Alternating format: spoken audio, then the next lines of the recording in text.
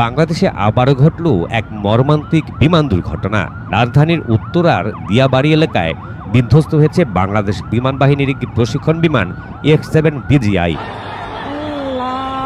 দুর্ঘটনার সময় বিমানটি রুটিন প্রশিক্ষণ মিশনে ছিল বলে জানায় আন্তঃবাহিনী জনসংযোগ পরিদপ্তর ISPR। বিমানটি বিধ্বস্ত হওয়ার সময় আকাশে আগুনের গোলা দেখা যায় এবং বিকট শব্দে কেঁপে ওঠে আশপাশের এলাকা। প্রত্যক্ষদর্শীরা জানান উত্তরার দিয়াবাড়িতে মাইলস্টোন স্কুল ক্যাম্পাসে বিমানটি বিধ্বস্ত হয়। তবে এ ঘটনায় পাইলটের অবস্থার বিস্তারিত এখনও নিশ্চিত করা হয়নি। F-7 BGI যুদ্ধ বিমানটি চীন থেকে 2014 সালে বাংলাদেশে আমদানি করা হয়।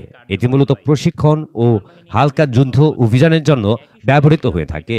প্রতিটি বিমান আনুমানিক 9 থেকে 12 মিলিয়ন ডলার দামের মধ্যে পড়ে। বিমানটি উন্নত এভিওনিক্স এবং মাল্টিরোল ক্যাপাবিলিটির কারণে বাংলাদেশ বিমান বাহিনীতে দ্রুত জনপ্রিয়তা পায়।